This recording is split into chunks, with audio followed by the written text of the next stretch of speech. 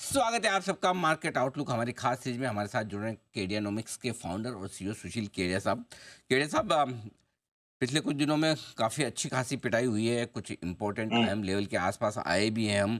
अब बताएं सर, आगे क्या है डायरेक्शन? क्या नई गिरावट की शुरुआत हुई है या बड़े सपोर्ट लेवल पर पहुंचे हैं? निफ्टी बैंक निफ्टी को लेकर क्या है आपका व्यू और क्या है लेवल्स अहम, समझाएं। तो कृपया पीसीआर से अनुरोध है, जी। चार्ट को दिखाएँ, हम आपको अपनी एनालिसिस बताएँगे। उस पर ओपिनियन बनाना आपका काम है अनिल जी, हमारा काम तो सिर्फ विश्लेषण देना है। तो ये देखिए निफ्टी फ्यूचर्स की चार्ट आ गई, आवरली टाइम हॉराइज़न पर। और अब ये जिस तरह का एक्सट्रीम ओवरसोल्ड ज़ोन है, आप मोमेंटम का कैलकुलेशन हम आरएसआई से करते हैं, आप किसी भी चीज़ से करो। अब हमारा जो बेस्ट केस गेस वर्क है, all forecast is a guess work, some stop loss. तो बेस्ट केस गेस वर्क है, देखिए आवरली चार्ट पे एक रिवर्सल हो गया, अब यहाँ बाई ट्रेड हमारा आ गया है। और जो बहुत बड़ी तेजी हो जाएगी कि धारणा को फिलहाल थोड़े समय के लिए पोस्टपोन कर रहे हैं। मुझे लगता है कि एक बार हम वापस 24,600-700 तक जाके फिर से करंट लेवल्स को रिट्रेस करें, और क्या पता उसके बाद जो हमारा बड़ी तेजी का 27,000 का व्यू है, वो शायद उसके बाद मटेरियलाइज होगा।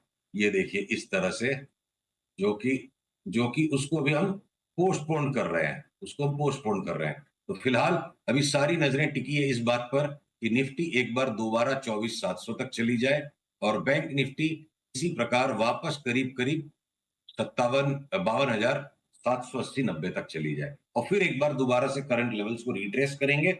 ये 1,000 पॉइंट ऊपर, वापस 1,000 पॉइंट नीचे, इतनी भी हमें 2 राउंड ट्रेडिंग करने की है। लंबा व्यू जो बड़ा व्यू था उसको हम थोड़ा पोस्टपोन कर रहे हैं। ओके। अब ये बताएं सर कि किन लेवल्स के नीचे अगर फिसल जाए बाजार फिर से तो मानेंगे कि कमजोरी बढ़ने वाली है? किस लेवल के ऊपर आ जाए तो आप ये कहेंगे कि ये जो 23,400 500 के आसपास जो बॉटम बना है, अब ये आसानी से टूटेगा नहीं और उसके पहले हम अच्छी मजबूती देखेंगे? तो वो दो लेवल दोनों तरफ के चाहिए। राइट रणजी, मुझे भी बहुत कुछ चाहिए पर जो कुछ बाजार दे पाएगा मैं वही पकड़ पाऊंगा। माई बेस्ट तो विशेष सर, ऑलवेज। ये वो पिक्चर आई थी ना, बस इतना सा ख्वाब है, उसका नाम था हाँ। बस इतना सा ख्वाब है। वो बहुत छोटे अक्षरों में उसके नीचे लिखा था सब कुछ चाहिए। नहीं, आपने तो वही सर, थोड़ा है है, थोड़े की जरूरत है। वो भी एक मीडिया बैरन की लाइफ में पिक्चर थी। Right, right. जी। तो देखिए जो ऐसा है, जो जवाब बाजार मुझे दे पाएगा और जिसके ऊपर में मैं जितना मैं पकड़ पाऊंगा, जो आज का लो है तो हमारा स्टॉप लॉस हो गया 1,000 पॉइंट की तेजी के व्यू के लिए। अब उसके बाद वो टूट जाएगा तो बेचेंगे क्या? नहीं बेचेंगे नहीं। पतलून ना उतर जाए उसके लिए, अपने बचाव के लिए, जो आज हिम्मत करके यहाँ पे वापस इस इतने खूंखार गिरते बाजार में कुछ और सिलेक्टिव लॉन्ग्स को ऐड कर लिया। पहले हम डिलीवरी बाइस पे खाली बैठे हुए थे, तो उसके प्रोटेक्शन के लिए आज का लो स्टॉप लॉस है। उसके बाद भी मेरे को नहीं लगता कि वो टूट भी जाएगा, तो एक बार कैश फ्लो को बचाने के लिए अपना स्टॉप लॉस लेने को, यहां से मंदी बड़ी सस्टेन हो जाएगी नहीं लगता है। और एक बार 24,700 के आसपास जब आएगा तब वहां हम रिव्यू लेंगे, और आज का लो हमारा स्टॉप लॉस है। इतनी बात को पकड़ना अनिल जी ठीक रहेगा। बस इतना सा ख्वाब है, सब कुछ चाहिए, वो तो कोई एक बस एक आध कोई बैरन को मिल सकता है, साधारण आदमी को नहीं मिल पाएगा। बात तो सही है आपकी। सर मेरे सोच। जैसे साधारण व्यक्ति को नहीं मिलेगा सब कुछ। अरे सर, क्या बात करें। 24,500 आज के लोस के आसपास स्टॉप लॉस रखें और रिकवरी में माफ़ कीजिएगा, 23,500 के आसपास के लोग आजकल तो 1,000 पॉइंट ऐसे बदल जाता है आंकड़ा। 23, 24, 25 है तो थोड़े थोड़े दिनों में तो याद तेईस रखना। तेईस 599 का आज का लो था। हाँ जी। आप करीब आप तेईस तेईस 599 का आज का लो था।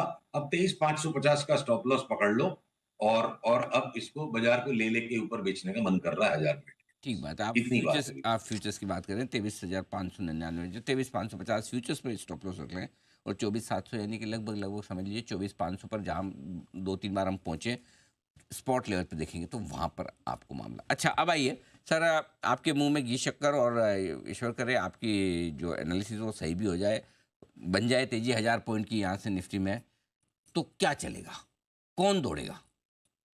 देखिए जो स्टॉक्स में जो बाई के पैटर्न्स बनना शुरू हुए थे पर ट्रिगर नहीं हुए थे, तो वो ट्रिगर्स के अंदर वही लिस्ट है। अब उनके ट्रिगर्स जैसे जैसे भाव नीचे सरक गए, नीचे आ गए, तो हमारी बाई लिस्ट में और सेल लिस्ट में कोई परिवर्तन नहीं है।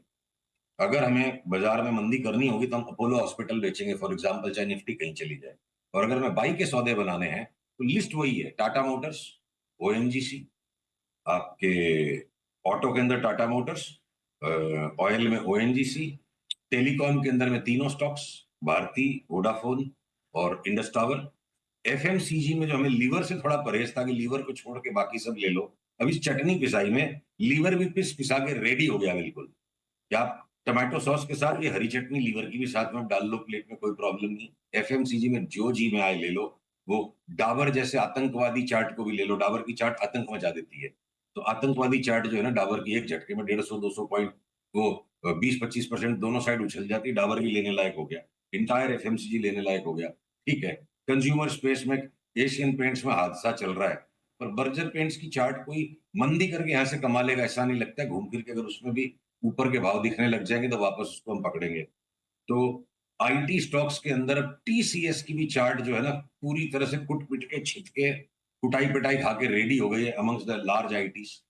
वो भी हम लेंगे। इन्फोसिस और विप्रो पे अभी भी परहेज रहेगा। बाकी के जो मझोले आईटी है सारे के सारे, इंक्लूडिंग एक सट्टा नहीं बोलोगे आप, इसको एक पंट बोलोगे कि अचानक स्पर्ट आ जाएगा, बिरला सॉफ्ट भी ले सकते हैं। तो अनिल जी बहुत ही सिलेक्टिव स्टॉक्स, जैसे कोई ये अपोलो हॉस्पिटल है या आपके वो मेट्रोपोलिस हो गया या डॉक्टर लाल पैथ लैब्स हो गया या कुछ फार्मा के लार्ज कैप्स हो गए, उनमें अगर कहीं कोई हिम्मत करके शॉर्ट कर भी लेंगे तो कर लेंगे। बाकी सारे बाजार ने ना इंडेक्स बहुत ज्यादा नहीं घटी है, इंडिविजुअल बहुत सारे स्टॉक्स ने मतलब अच्छा कचुम्बर बना दिया है। तो यहाँ से मोरलेस बाई के ही नाम ज्यादा है। तो खरीदारी करने का मौका ज़्यादा, लेकिन पिछले कुछ मिनटों में एकदम तेज़ गिरावट आई है दीप। 100 पॉइंट निकला है निफ्टी, 23,675 का हाई बनाकर 23,575 पे है स्पॉट लेवल। और बैंक निफ्टी 200 पॉइंट घटा है, 50,560 का हाई बनाकर 50,270 के आसपास आता दिख रहा है। तो करीबन उतार चढ़ाव आज लगातार है, बना हुआ है, ऐसा नहीं कि कम होता दिख रहा है। शॉर्ट करने के लिए कोई अच्छे कैंडिडेट आपको लगता है, या अभी रिकवरी का इंतजार करें और फिर बेचें? ज्यादा संख्या में स्टॉक्स यहां से बढ़ जाएंगे अचानक, चाहे वो भले टेक्निकल खाली रैली हो जाए, 1000 पॉइंट बढ़ के वापस 1000 घटेंगे। और अगर हम शॉर्ट करेंगे तो आज की तारीख में हम अपोलो हॉस्पिटल को अपनी शॉर्ट सेलिंग लिस्ट पे लेके बैठे हैं। अगर उसमें नीचे के लेवल बनते चले गए, टूटने लग गया भाव, तो अपोलो हॉस्पिटल एक नया शॉर्ट ऐड कर सकते हैं। बाद बाकी कोई ओवरसोल्ड बाजार है, और वो कबीरदास जी की बार बार लाइन दिमाग में घूमती है, दुर्बल को न सताइए, जाकी मोटी हाय, बिना जीव के श्वास ले लो भस्म हो ही जाए। यहाँ बेचने के साथ 300 पॉइंट निफ्टी बढ़ जाएगी तो क्या करेंगे। अच्छा, लोग गोल्ड खरीदना चाहते हैं इस करेक्शन में, क्योंकि आपको तो पता ही है इंडिया में सबको खरीदना है। 80,000 हो हाँ, तो भी खरीदना है, 70 और 60 और कोई भी भाव खरीदना ही है सबको, बेचना तो किसी को होता नहीं है। तो कहाँ खरीदें? देखिए गोल्ड की मैं एमसीएक्स की चार्ट खोलता हूँ और आपके सामने मेरी रिक्वेस्ट है पीसीआर से, कृपया इस चार्ट को जरूर दिखाएं। इंडिया में गोल्ड बहुत ज्यादा इंपॉर्टेंट कॉन्ट्रैक्ट है, इस पे प्रॉपर समीक्षा होनी चाहिए। देखिए गोल्ड की चार्ट आ गई। यहाँ से जो अपनी बात हुई थी कि गोल्ड एक तरफा घटता चला जाएगा, 78,000, 80,000 वाला एक बार के लिए 79,000 वाला जो 74,000 आ गया। तो अगर कोई ने शॉर्ट किया हो तब यहाँ टेक प्रॉफिट के करीब आ रहा है levels. Taking profits out of short cell trade या लॉन्ग करना दो अलग अलग डिग्री ऑफ अग्रेशन है। आए हुए मुनाफे को खा लेना और मुनाफे की आशा में नया माल लेना दो अलग अलग डिग्री की अग्रेशन है। मैं बिल्कुल सलाह नहीं दूंगा नौ सीखिए या नवागंतुक बाजार में इस तरह की रैलीज को खेलने की कोशिश करें। मैक्सिमम अगर गोल्ड में एक बार 78,500 की रैली आ भी गई, जिसको हम इम्पॉसिबल नहीं इस लाइन को रिट्रेस करने के लिए, अगले पड़ाव में गोल्ड मेरे को लगता है 65,000 के नीचे, इस लो के नीचे चला जाएगा। और मैं अभी भी मेंटेन करता हूं, आश्चर्य मत कीजिएगा अगर गोल्ड रिक्वेस्ट मैटर हो जाए 56,000 में कि मेरे को ले लो। तो बहुत मंदी है आगे, एक राउंड मंदी का हुआ है, रिबाउंड में कृपया मत फंसिएगा।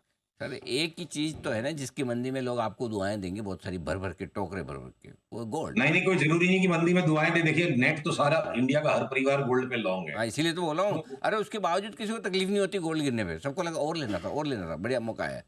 गोल्ड में उल्टा है, इक्विटी पे तो मामला अलग ही है। गोल्ड नीचे गिरता है तो लोग खुश होते हैं, अच्छा और लेना था, बढ़िया और नीचे आया वो, क्योंकि उनको तो दिमाग में बैठा हो ना परपेचुअली ऊपर ही जाना है वैसा।